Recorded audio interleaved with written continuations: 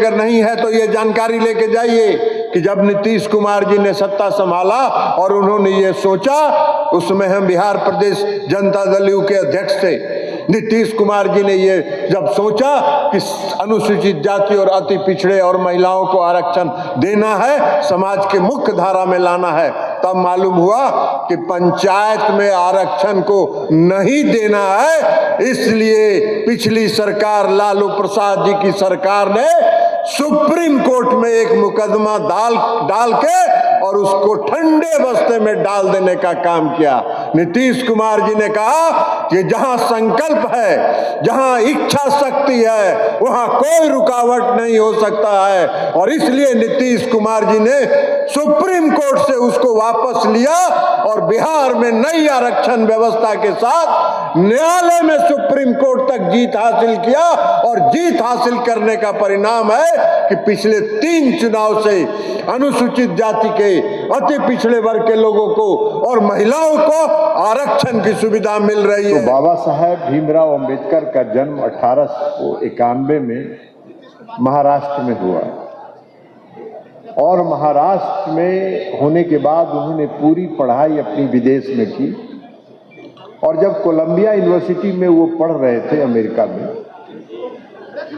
तो वहां से उनको ये आभास हुआ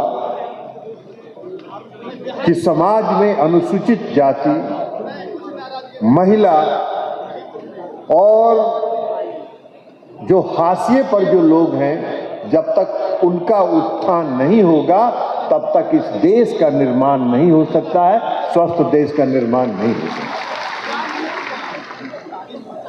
और ये बात उनके दिमाग में बैठ गया, और इसलिए जब उन्होंने संविधान का निर्माण किया, जब संविधान लिखा जा रहा था, उस समय बाबा साहब ने इन सारे प्रावधानों को संविधान में जोड़ने का काम किया। इसलिए आज हम बाबा साहब भीमराव अंबेडकर को का नमन करते हैं। बाबा साहब भीमराव अंबेडकर का जन्म 14 अप्रैल 1891 में हुआ। 14 अप्रैल कल है, लेकिन उसकी पूर्व संध्या पर आज हम यहाँ बापू सभागार में बापू के नीचे, बापू के चरणों के नीचे बैठकर बाबा साहब भीमराव अंबेडकर को याद कर रहे हैं, उनको श्रद्धा सुमन अर्पित कर रहे हैं। आप सब बिहार के लोग हैं, आप सभी बिहार के लोग हैं।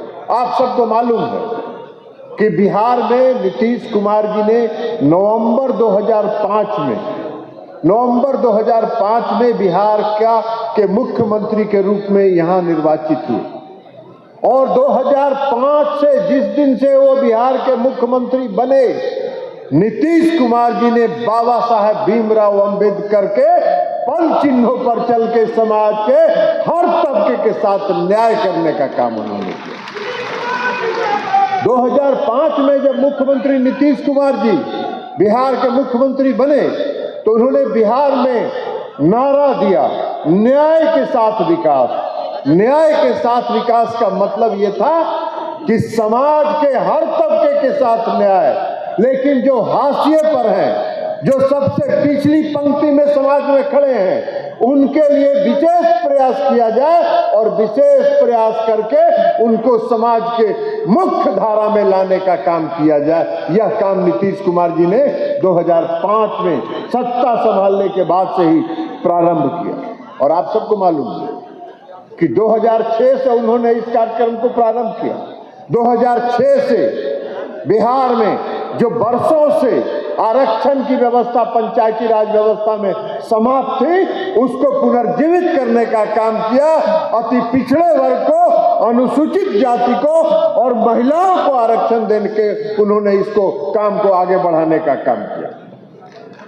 बाबा साहब भीमराव अंबेडकर कहते थे, बाबा साहब भीमराव अंबेडकर का मानना था कि जिस समाज का उत्थान, किसी भी समाज का उत्थान तब तक नहीं हो सकता है जब तक समाज की महिलाओं का उत्थान नहीं होता। और इसलिए नीतीश कुमार जी ने 2005 के बाद 2006 में 50% आरक्षण पंचायती राज व्यवस्था में महिलाओं के लिए उन्होंने दिया।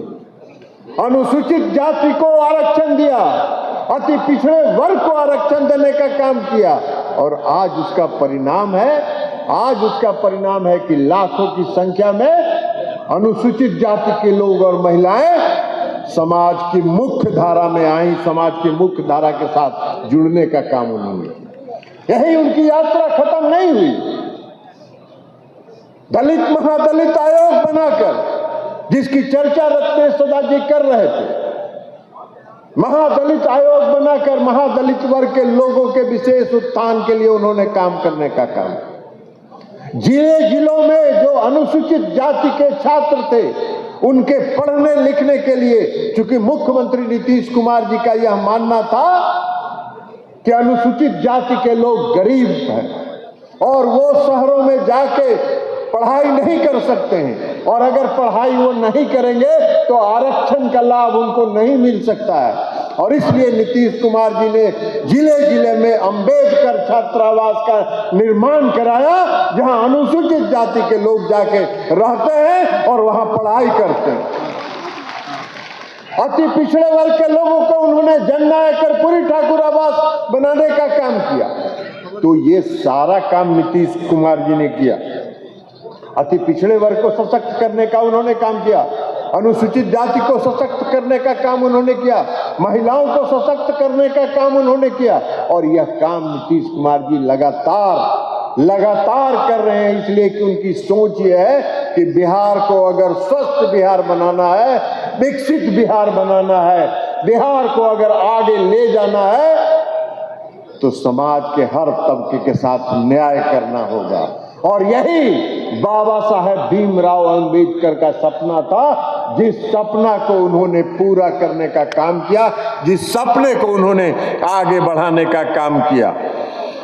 अब आप एक बात बता दीजिए भाई, आजकल देख रहे हैं कि राजनीतिक दल के लोग, कुछ लोग हैं, 15 साल माता पिता बिहार में राज किए, 15 साल में तो उन्होंने पूरे आरक्षण व्यवस्था को समाप्त कर दिया।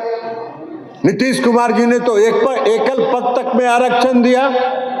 लेकिन आप लोगों को मालूम है, आप लोगों को मालूम होना चाहिए, अगर नहीं है तो ये जानकारी लेके जाइए कि जब नीतीश कुमार जी ने सत्ता संभाला और उन्होंने ये सोचा, उसमें हम बिहार प्रदेश जनता दल यू के अध्यक्ष थे, नीतीश कुमार जी ने ये जब सोचा कि अनुसूचित जाति और अति पिछड़े और महिलाओं को आरक्षण देना है, समाज के मुख्य धारा में लाना है, तब मालूम हुआ कि पंचायत में आरक्षण को नहीं देना है। इसलिए पिछली सरकार, लालू प्रसाद जी की सरकार ने सुप्रीम कोर्ट में एक मुकदमा डाल के और उसको ठंडे बस्ते में डाल देने का काम किया।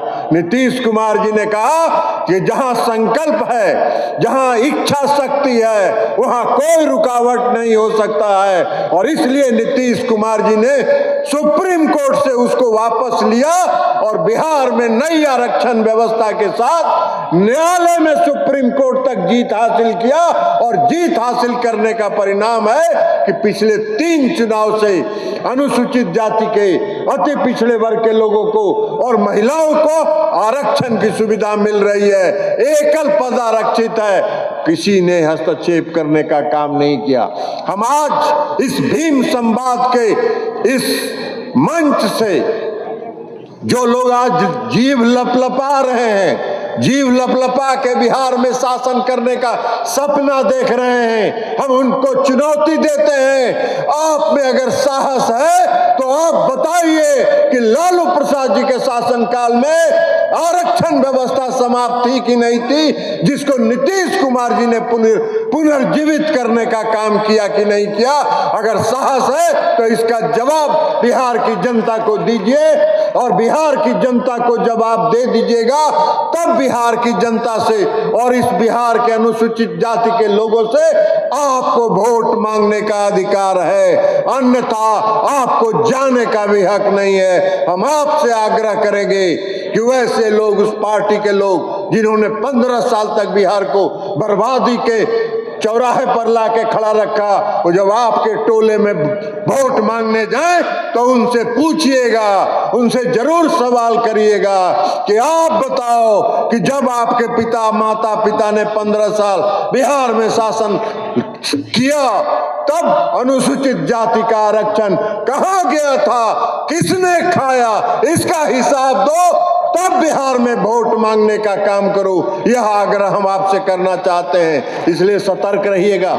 हम आपसे यही कहेंगे कि सतर्क रहिएगा, सचेत रहिएगा, सचेत रहिएगा, सतर्क रहिएगा।